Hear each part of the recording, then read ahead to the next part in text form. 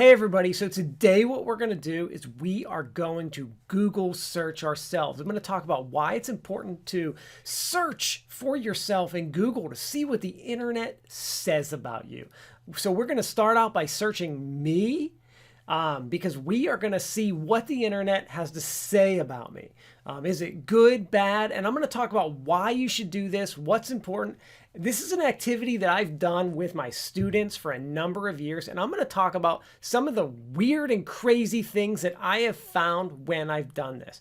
All right, so the first thing you need to do is you need to go to Google, and you're just going to simply type in your name. Now, if you're like me, like my real name is Raymond, but my whole life I've went by Ramey. I also go by Ray. Or Raymond, Ramey, Ray. I've got 3 names. So it becomes a little more challenging to Google yourself because I may have to Google all of those.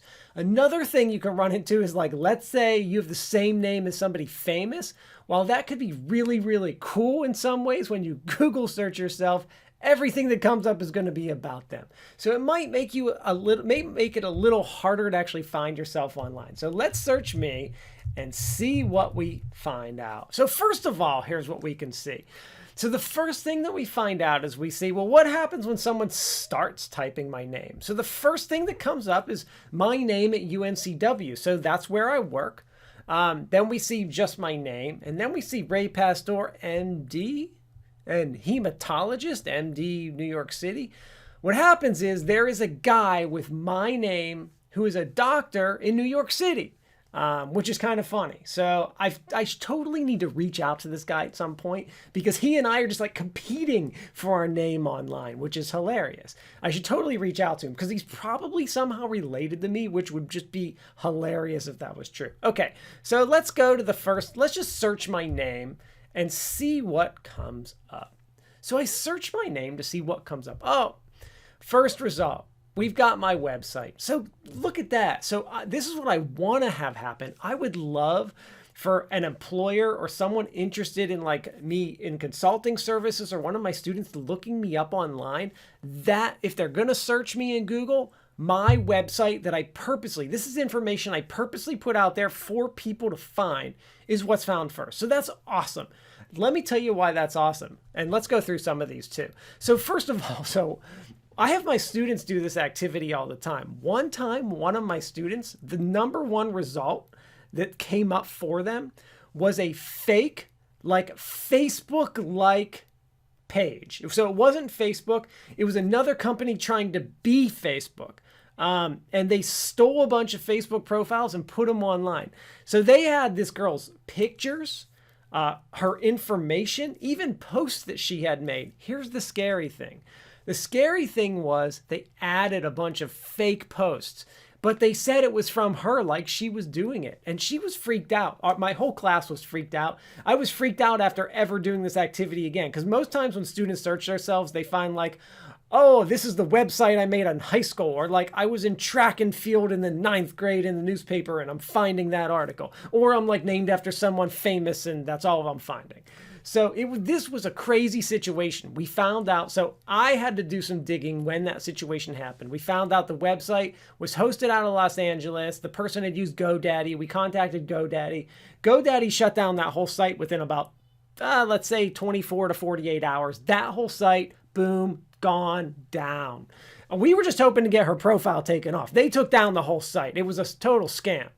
But it's scary to see that kind of stuff can happen. Okay, let's see what else we find out about me.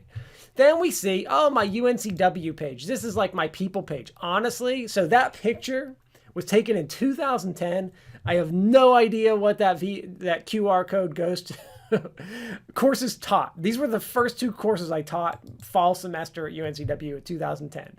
That's pretty funny that's what, oh, then we got my LinkedIn. Oh, we got my YouTube channel. All right, coming in there.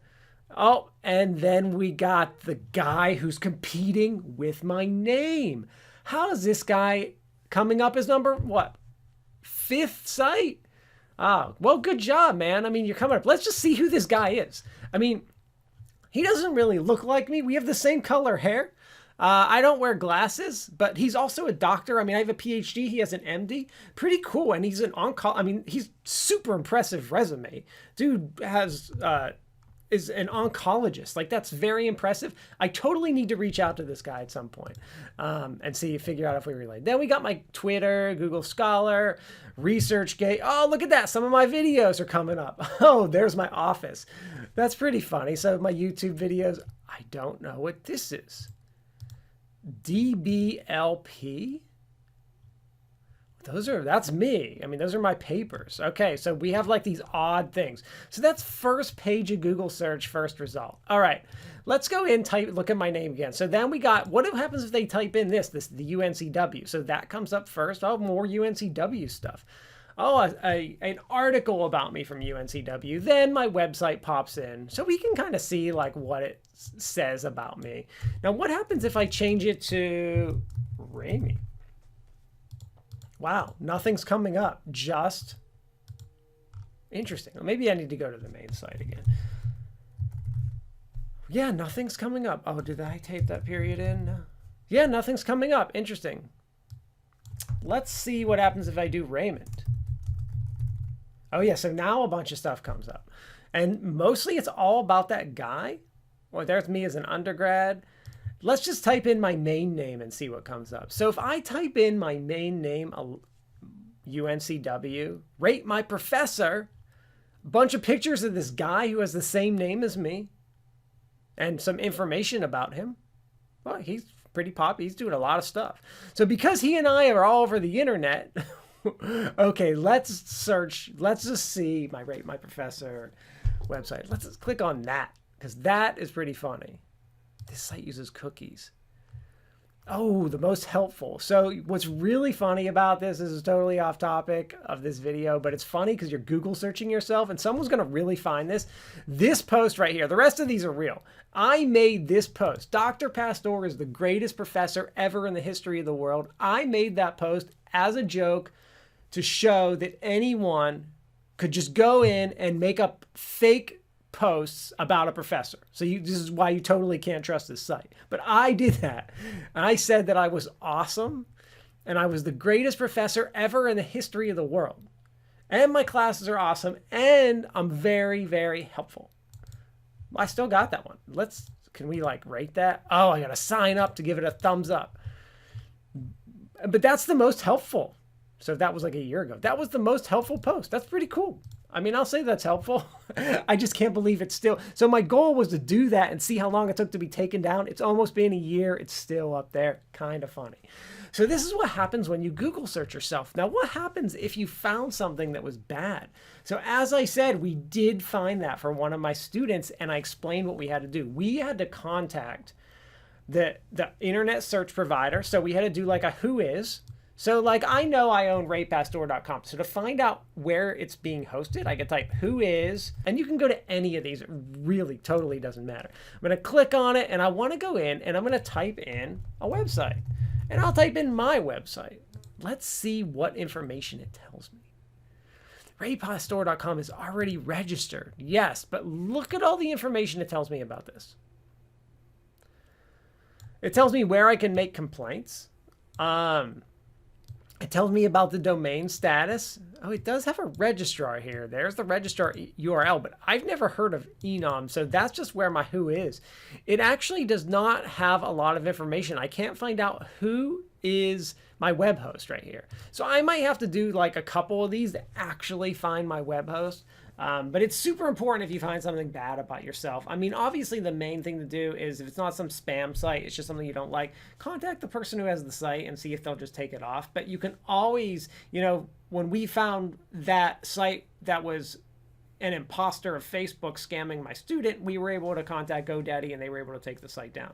But it's really important for you to search yourself and find out what is out there. It's one of the reasons I tell everyone, have a website, because if someone searches you, most likely your website is going to come up first. And you know what's awesome about that? That's information that you've purposely put out there that you actually want someone to find, like your resume or whatever it is about yourself. So, be sure to do this. I like to do this activity every few months just to make sure there's nothing that I didn't purposely put that's fake or spammy out there about myself. All right, go ahead, Google search yourself. Let me know how it goes. Comment down below. Let me know how the Google search goes. I'm really curious to hear if you found anything bad. I'm curious to hear like if you just found nothing about yourself, or what did you actually find? Like, did your website come up? Are you named after someone famous so only they come up? Like, what happens? Let me know. Your goal is to have yourself, whatever you want on purpose, to come up first. And as I have shown, my website is doing that. So, all right, guys, go ahead, have fun with that activity. See y'all.